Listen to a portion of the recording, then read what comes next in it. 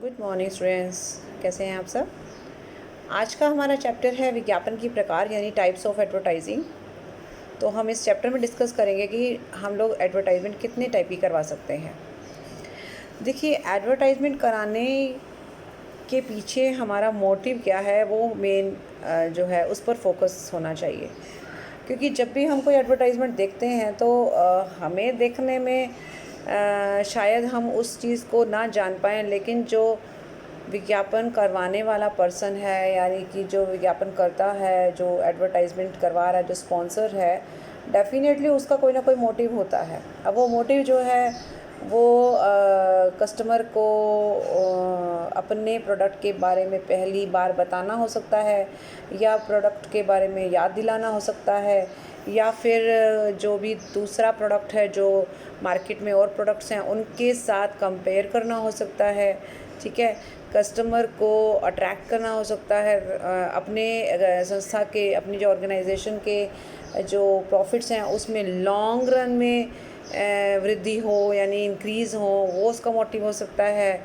वो उसमें instant increase चाहता है यानी कि प्रॉफिट्स एकदम बढ़ जाएं, वो भी मोटिव हो सकता है। तो there may be so many motives और पर्पसेस बिहाइंड एडवर्टाइजमेंट्स। सो आज हम डिस्कस करेंगे कि ये क्या हैं और किस तरीके से काम करते हैं। आप देख सकते हैं यहाँ एक लंबी चौड़ी लिस्ट है।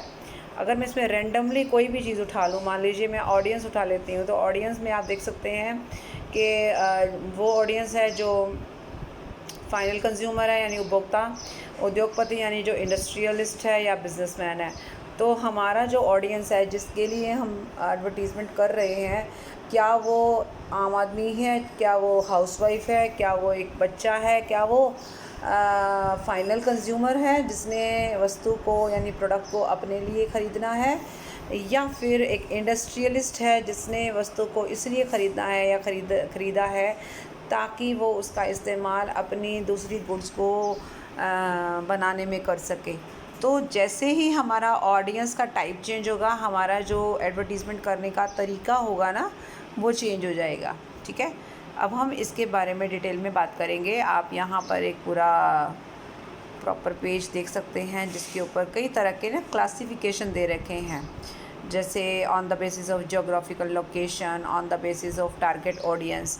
तो हम इसको डिटेल में यहाँ करेंगे। सबसे पहला जो क्लासिफिकेशन है यानी कि what are the main types of advertising on the basis of geographical location या एरिया।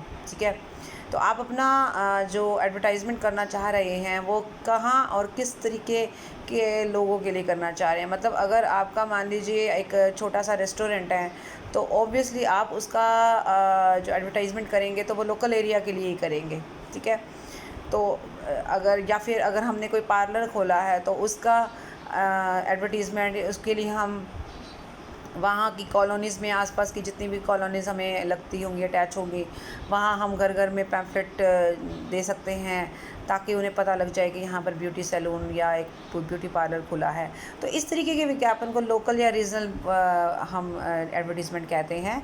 लेकिन अगर हमारा प्रोडक्ट ऐसा है जो पूरे ऑल ओवर कंट्री में इस्तेमाल होता है, जैसे कोई भी आप फर्नीचर ले सकते हैं, आप गारमेंट्स ले सकते हैं, आप कॉस्मेटिक्स ले सकते हैं, जिसका इस्तेमाल जो है वो पूरा देश करता है, यानी कि बहुत लोग करते हैं, पूरे देश में प्रसिद्ध हैं। तो आप उस चीज़ के लिए जब एडवर्टीज़मेंट करेंगे तो उसमें आप लोकल न्यूज़पेपर का इस्तेमाल नहीं करेंगे या आप लोकल टीवी चैनल का इस्तेमाल नहीं करेंगे, बल्कि आप उसका इस्तेमाल उसके लिए आप मीडिया भी वही सेलेक्ट करेंगे जो पूरे ऑल ओवर जो हमारे कंट्री में उसका प्रचार प्रसार हो। जैसे नेशनल टीवी पे हो सकता है, या नेशनल किसी न्यूज़पेपर में हो सकता है, रेडियो पे हो सकता है। ठीक है, नेक्स्ट इज़ ग्लोबल और इंटरनेशनल, ग्लोबल या इंटरनेशनल, यानी कि अगर आपके ब्रांड ऐसा है, अपना प्रोडक्ट ऐसा है जिसकी या आपकी कंपनी या आपकी संस्था ऐसी है जिसकी ब्रांचेस जो हैं वो ऑल ओवर वर्ल्ड में हैं, then you will have to adopt those types of advertisements जो इंटरनेशनल लेवल पर दूसरे प्रोडक्ट से compete भी करना जानते हों और अपनी इंस्टीट्यूशन की अच्छी इमेज भी कायम कर सकें। उसके लिए आप किसी का भी एग्ज़ाम्पल ले सकते हैं। वर्लपूल के जो हैं प्रोडक्ट जो हैं ऑल ओवर वर्ल्ड में बिकते हैं, एलजी के बिकते हैं, एप्पल के आईफोन्स जिसे आप कह सकते हैं वो ऑल ओवर वर्ल्ड में, सैमसंग है, सोनी है। ये प्रोडक्ट कौन से हैं जो ग्लोबल लेवल के हैं। तो इसके लिए जो विज्ञापन करवाया जाएगा या जो भी एडवर्टीज़मेंट का इस्तेमाल होगा वो इंटरनेशनल लेवल के हिसाब से होगा, ठीक है। तो अब आपने एरिया के हिसाब से देख लिया कि एरिया के बेस पे हम एडवर्टीज़मेंट्स को 3 पार्ट्स में डिवाइड कर सकते हैं। Now the next point is advertising on the basis of target audience. तो जैसा कि मैंने बाई चांस रैंडमली उठाया भी था कि हमारा टारगेट अगर ऐसा कंज्यूमर है जो फाइनली उन चीज़ों को अपने लिए ले रहा है, कंज्यूम करेगा। जैसे मान लीजिए हमने चीनी बेचनी है, शुगर है, वॉशिंग पाउडर है, शैम्पू है, स्कूटर है, टीवी है, सोप्स हैं। तो these are used by final consumer. So the type of advertising you will use उसका जो the way of presenting your message that will be different from the message you are going to give to industrial user. अब industrial या किसी industrialist के लिए जो आप advertisement तैयार करेंगे that will be totally different from the advertisement which is prepared for final consumer. हालांकि देखो, फाइनल कंज्यूमर का मतलब मैं कह रही हूँ कि जिसने आगे नहीं बेचना है, जिसने अपने लिए ख़रीदनी है चीज़, that is final consumer, right. तो इंडस्ट्रियलिस्ट के लिए अगर आप किसी बिज़नेस के लिए कोई प्रोडक्ट है आपके पास या सर्विस है और आप उसको सेल करना चाह रहे हैं, उसके लिए जो एडवर्टीज़मेंट करेंगे that will be totally different, ठीक है। इसमें आप एक रैशनल जो है ना अपना रैशनल मैसेज देंगे। यहाँ आप थोड़ा सा इमोशनल मैसेज भी दे सकते हो। दोनों में देखो फ़र्क है कितना, ठीक है। तो इसके लिए इंडस्ट्रियल यूज़र के लिए आपको बड़ी टेक्निकल चीज़ों को उस विज्ञापन का पार्ट बनाना होगा, ठीक है। नेक्स्ट इज़ कुछ एडवर्टीज़मेंट ऐसी होती हैं जो प्रोफेशनल मानी जाती हैं। अब हम लोग जब भी कोई मेडिसिन इस्तेमाल करते हैं तो हम अपने डॉक्टर के द्वारा प्रिस्क्राइब्ड मेडिसिन ही लेना प्रेफर करेंगे, ना कि हम अपनी मर्ज़ी से कोई भी मेडिसिन लेंगे, राइट। तो ऐसा ही सीन जो है और प्रोफेशन में भी देखने को मिलता है। जो एडवर्टीज़मेंट्स प्रोफेशनल सर्विसेज को बेस मानकर बनाई जाती हैं, जिसका टारगेट जो है ये लोग हैं, डॉक्टर्स, वकील एंड टीचर्स, इंजीनियर्स, क्योंकि इनकी सलाह, इनकी जो एडवाइस होती है वो लोग या पब्लिक जो है वो उसको इम्पोर्टेंस देती है। तो डेफिनेटली इनके पॉइंट ऑफ व्यू से आप अगर आप कोई मेडिसिन का एडवर्टीज़मेंट देखेंगे तो उसमें कहीं ना कहीं कोई डॉक्टर आपको दिखाया गया होगा, किसी पर्टिकुलर हॉस्पिटल का डॉक्टर आपको कोई बात बता रहा होगा। वो चीज़ आपको ज़्यादा इम्प्रेस करेगी कि बजाय अगर उस मेडिसिन का जो एडवर्टीज़मेंट है शाहरुख खान कर रहा हो। क्यों? अब शाहरुख खान ज़्यादा पॉपुलर है बजाय उस डॉक्टर के, लेकिन आपको ऑथेंटिक क्या लगेगा? आपको शाहरुख खान की बात उतनी ऑथेंटिक नहीं लगेगी जितनी एक डॉक्टर की लगेगी। उसका रीज़न यही है कि प्रोडक्ट कैसा है, सर्विस कैसी दे रहे हैं, यानी किस चीज़ का विज्ञापन हो रहा है, that depends, right. Now next point is trader advertising. Trader advertising का मतलब होता है जो मिडल मैन के लिए की जाती है। मिडल मैन वो पर्सन है जो प्रोडक्ट को फाइनली मैन्युफैक्चरर से कंज्यूमर तक पहुंचाता है, बेचता है। यहाँ पर पहुँचाने का मतलब मैं ट्रांसपोर्ट कंपनी की भी बात नहीं कर रही हूँ। यहाँ पर पहुँचाने का मतलब जो मिडल मैन है, जो सेल परचेज़ यानी कि मैन्युफैक्चरर से लेकर और आपको बेचता है। तो इसमें होलसेलर, रिटेलर, स्टॉकिस्ट, डीलर सब आते हैं, ठीक है। तो ये उस तरीके की एडवर्टीज़मेंट है जिसमें हम अपने मिडल मैन को अपनी तरफ खींच रहे हैं, क्योंकि कंपटीशन इतना ज़्यादा है कि हर आदमी वहीं जाना चाहेगा जहाँ पर उसको 2 पैसे या दो पैसे का मतलब मैक्सिमम प्रॉफिट मिलता हो, ऑब्वियसली वहीं जाएगा। तो मिडल मैन भी तो हमारा बहुत अवेयर है ना, उसको भी ये पता है कि कौन सा ब्रांड ज़्यादा पॉपुलर है, किस ब्रांड की ज़्यादा पॉपुलैरिटी है थ्रू एडवर्टाइजमेंट्स। सो अगर एडवर्टाइजमेंट पावरफुल होगी, स्ट्रॉन्ग होगी, तो मिडल मैन भी उसी प्रोडक्ट की तरफ आकर्षित होगा। सो ये वाला जो टाइप था that is based on target audience, यानी कि ऑडियंस के बेस पर है। नेक्स्ट जो टाइप है that is advertising on the basis of demand influence level. आप डिमांड को किस तरीके से इन्फ्लुएंस करना चाहते हैं, मांग यानी कि डिमांड, प्रोडक्ट की जो डिमांड है उसको कैसे प्रभावित करना चाहते हैं, वो मुद्दा है अब यहाँ पर, ठीक है। तो मान लीजिए अगर आप को नॉर्मल तरीके से प्रोडक्ट की डिमांड में इंक्रीज़ करना है, तो एक तरीके से इस तरीके का मतलब जो एडवर्टीज़मेंट है वो प्राथमिक, यानी कि जब प्रोडक्ट पहली बार मार्केट में लॉन्च होता है और जिसके बारे में लोगों को ज़्यादा पता भी नहीं है, तो कभी कभी उसके बारे में बताना पड़ता है। जैसे पहले ज़माने में हम लोग वाटर प्यूरीफायर का इस्तेमाल नहीं किया करते थे, हम माइक्रोवेव ओवन का इस्तेमाल नहीं किया करते थे, ठीक है। और खैर फ़ोन तो आए हुए काफ़ी टाइम हो गया, बट फिर भी एक टाइम ऐसा था जब फ़ोन भी बहुत बहुत कम लोगों के पास था। और उससे पहले पेजर था, जो कि आप शायद आपने सुना भी नहीं होगा। फ़ोन आने से पहले मैसेज करने के लिए एक छोटा सा इंस्ट्रूमेंट होता था जिसको हम पेजर कहते थे। वो आपने इसलिए नहीं सुना क्योंकि जब पेजर आया था मार्केट में तो उसी के थोड़े से ही टाइम के बाद फ़ोन ने एंट्री मार ली थी, मोबाइल फ़ोन ने, जिसकी वजह से पेजर जो है ऑब्सोलीट हो गया, मतलब अप्रचलित हो गया। कारण क्योंकि अब उसका रोल ख़त्म हो गया। एक इंस्ट्रूमेंट आप अपनी पॉकेट में सिर्फ इसलिए रखेंगे कि आप मैसेज कर दें, आप उससे कोई कॉल नहीं कर सकते। जबकि अगर एक इंस्ट्रूमेंट और आ गया है जिससे आप कॉल भी कर सकते हो, मैसेज भी कर सकते हो, तो डेफ़िनेटली लोग ऐसा इंस्ट्रूमेंट लेंगे ना जो दोनों काम कर सके। तो इसीलिए उस प्रोडक्ट को ज़्यादा लोग जान ही नहीं पाए। जो मैं बात कर रही थी वो ये थी कि जब कोई भी प्रोडक्ट पहली बार मार्केट में आता है तो उसके बारे में बताने के लिए, लोगों को जानकारी देने के लिए, इन्फॉर्म करने के लिए इस तरीके का जो है एडवर्टीज़मेंट की जाती है। और ये जो एडवर्टीज़मेंट है वो इंडस्ट्रियल या ट्रेड एसोसिएशंस द्वारा ज़्यादातर की जाती हैं, क्योंकि मेन तो ये लोग हैं ना जिनका सामान मार्केट में आना है। Okay, next is selective demand stimulation ads. ये वो एडवर्टाइजमेंट्स हैं जो पर्टिकुलर डिमांड की, यहाँ पे तो एक तरीके से उस चीज़ का पता ही नहीं है कि वाटर प्यूरीफायर नाम की कोई चीज़ भी होती है। लोगों को बताया जाएगा तभी तो लोगों को अवेयरनेस होगी ना।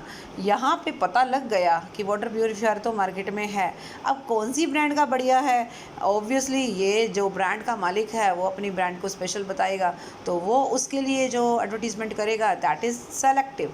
तो वे एक सेलेक्टिव का मतलब होता है अब आपको ये बताया जा रहा है कि भाई आपको कौन सा माइक्रोवेव ओवन लेना है, आपको क्या IFB का लेना है, आपको वर्लपूल का लेना है, आपको कौन सा वाटर प्यूरीफायर लेना चाहिए, आपको RO लेना चाहिए या कोई और कंपनी का लेना चाहिए। तो इस तरीके से ये हो गई सेलेक्टिव एडवर्टीज़मेंट। तो ये वाला जो एडवर्टीज़मेंट है वो स्पेशली जो पर्टिकुलर ब्रांड का प्रोड्यूसर है, मैन्युफैक्चरर है, उसके द्वारा करवाया जाएगा।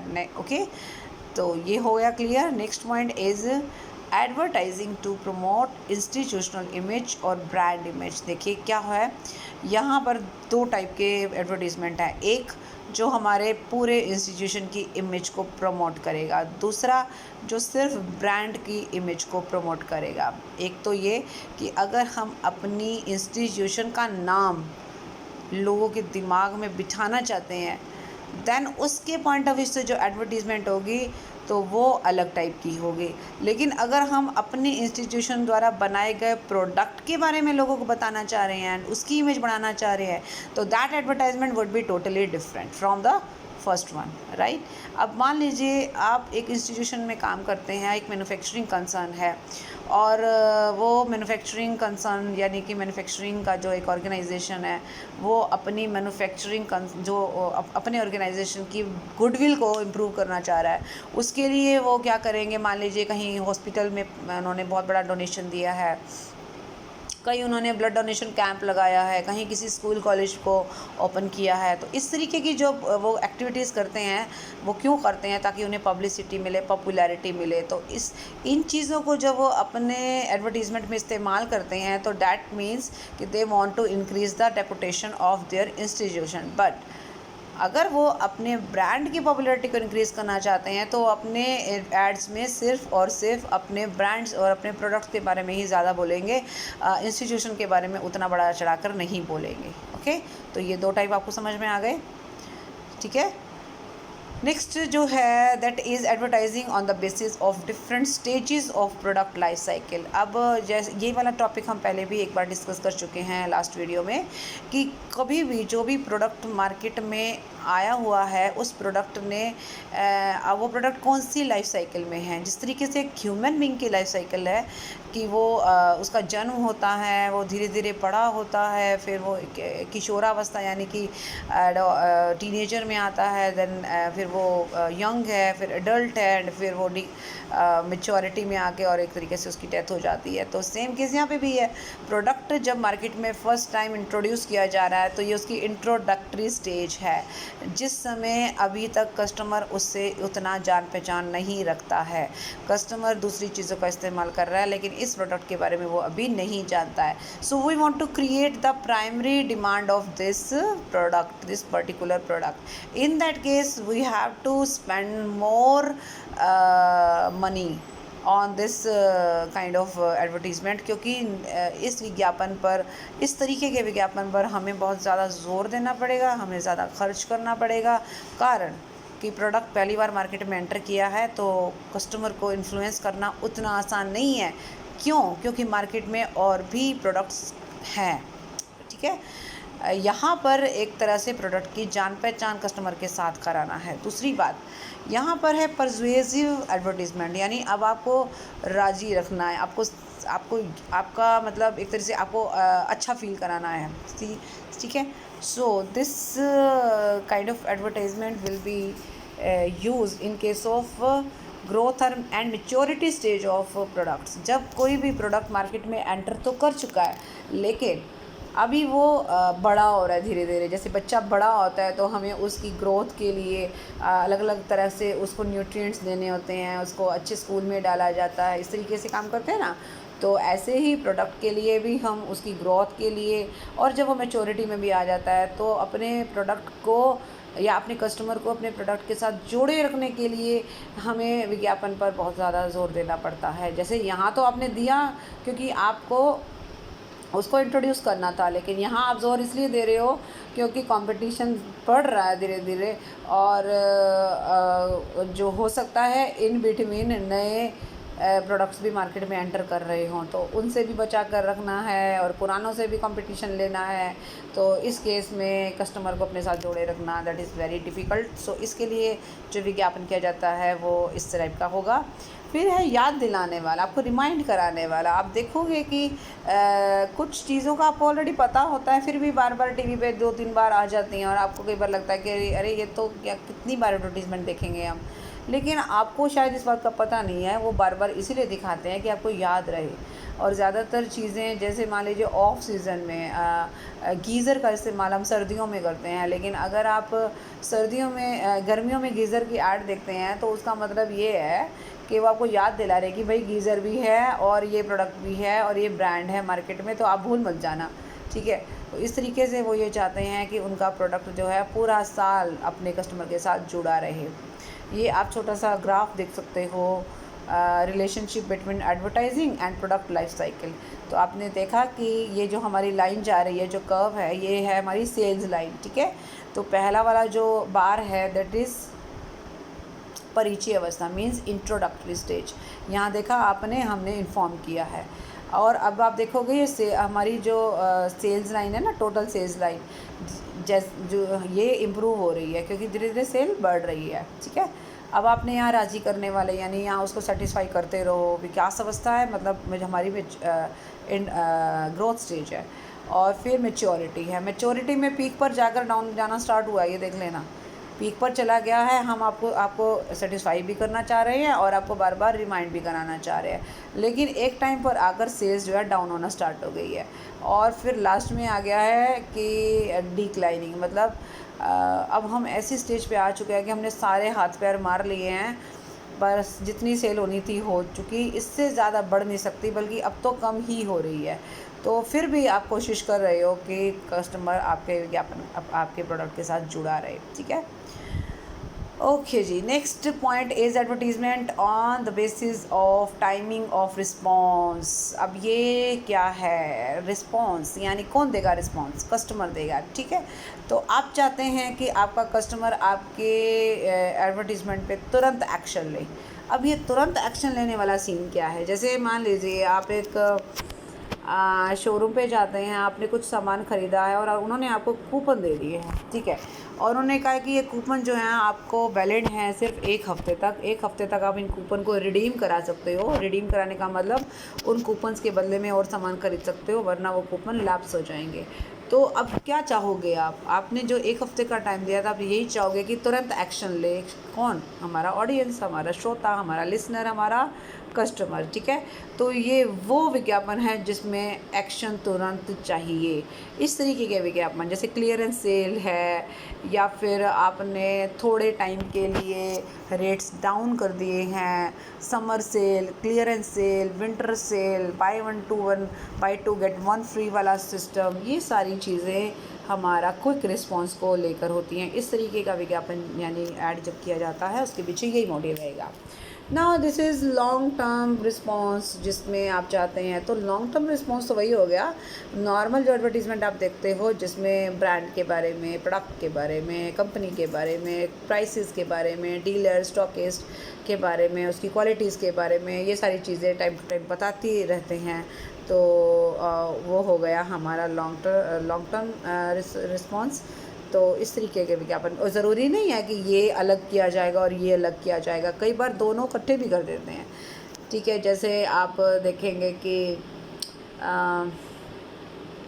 न्यूज़पेपर में आपने देखा कि अलग से एक पेपर आया हुआ है, और कई बार ऐसा होता है कि फ्रंट पेपर का जो आप मोड़ते हैं, फ्रंट पेपर भी इतना बड़ा पूरा पेपर ही एक प्रोडक्ट को लेकर होता है। तो एक बार तो नज़र जाएगी आपकी, आप कितनी कोशिश करें पर आपकी फ्रंट पेपर पे नज़र तो डेफिनेटली जाएगी, और आपका दिमाग में रहेगा कि अरे अच्छा ये इस प्रोडक्ट का एडवर्टीज़मेंट है, ठीक है। और उसके साथ ही कहीं उसी पेज पर ही किसी कोने में ये भी बताएंगे कि कोई ऑफ़र भी है, आप 1000 की शॉपिंग करो तो आपको उसके साथ 200 रुपये के कूपन फ्री मिलेंगे। तो अब देखो ना, उन्होंने एक ही एडवर्टीज़मेंट करके दोनों का काम कर लिया। उन्होंने रिस्पॉन्स, क्विक रिस्पॉन्स वाला भी एडवर्टीज़मेंट का काम ले लिया, और लॉन्ग रन वाला तो वो ले ही रहे हैं, तो दोनों को भी इकट्ठा यूज़ किया जा सकता है। Next is on the basis of appeal. Appeal का मतलब आप क्या बता रहे हो, आप अपनी एड्स में क्या बताना चाह रहे हो, क्या चाहते हो आप ऑडियंस से। तो डेफिनेटली एक तो होती है रैशनल अपील, एक है इमोशनल अपील, और कई बार रैशनल और इमोशनल दोनों का भी हम इस्तेमाल करते हैं, और डिपेंड करता है कि हमारा ऑडियंस किस टाइप का है। देखिए, अगर हमारा ऑडियंस इंडस्ट्रियल यूज़र है, इंडस्ट्रियलिस्ट है, बहुत बड़ा एंटरप्रेन्योर है, देन उसको जो हम बात बोलेंगे तो वो बड़े लॉजिक के बेस पे बोलनी है। ऐसे नहीं कि वो तुम्हारी भावनाओं में या बातों में बह के और जो है आपके कहने पर आपका ब्रांड ले लेगा। नो, नेवर, ऐसा नहीं हो सकता, क्योंकि इंडस्ट्रियलिस्ट इस तरीके का डिसीज़न कभी नहीं लेगा। अगर वो वाकई में असली में इंडस्ट्रीज है तो वो रैशनल डिसीज़न लेगा भाई। वो ये भी देखेगा कि आपके प्रोडक्ट के साथ जाने से उसका बेनिफिट कितना है। So you can use rational advertisement in case of industrial users, industrial audience. और साथ साथ रैशनल के, ये नहीं कह रही कि मैं खाली रैशनल ही लो, रैशनल के साथ आप इमोशनल भी दे सकते हो उनको। जो भी, अगर इंडस्ट्रियल यूज़र आपसे कस्टमर गुड्स ले रहा है, राइट, तो फाइनल गुड्स मतलब ले रहा है, तो उसके लिए रैशनल भी और प्लस में इमोशनल अपील भी कर सकते हो। लेकिन अगर आप जैसे मान लीजिए हेल्थ का मामला है, या फिर बच्चों की सेफ्टी का इशू है, बच्चों के प्रति आपकी जिम्मेवारियों का सीन है, आपके फ्यूचर का सवाल है, ये सारी चीज़ें हमारे इमोशंस के साथ अटैच होती हैं।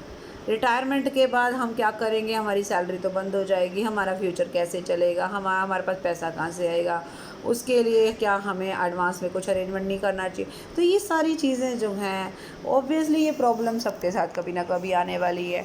इसका इस्तेमाल इमोशनल एडवर्टाइजिंग में किया जाता है, इन इमोशंस का इस्तेमाल किया जाता है और कस्टमर को अपनी तरफ अट्रैक्ट किया जाता है। तो ऐसे बहुत सारे केसेस आप देख सकते हो, ठीक है।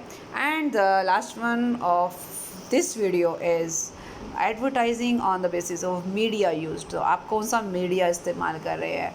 तो मीडिया में प्रिंट मीडिया भी हो सकता है, जैसे न्यूज़पेपर का इस्तेमाल या मैगज़ीन का इस्तेमाल। ऑडियो विजुअल एड, जिसमें आप बोल बोल के भी और अपनी बात दिखा कर भी अपनी बात कहते हो, दैट इज़ जैसे हमारा टीवी है और इंटरनेट है, ठीक है। ओके, नेक्स्ट वन इज़ खाली ऑडियो एड्स है, जैसे खाली रेडियो है, रेडियो में सिर्फ सुन सकते हैं, आप देख नहीं सकते हैं, ठीक है। तो these are the main types of the media to be used in your advertisements. So that's all for this video. I hope आपको बहुत सारे पॉइंट्स अच्छे से क्लियर हो गए होंगे। Thank you so much, bye bye and take care.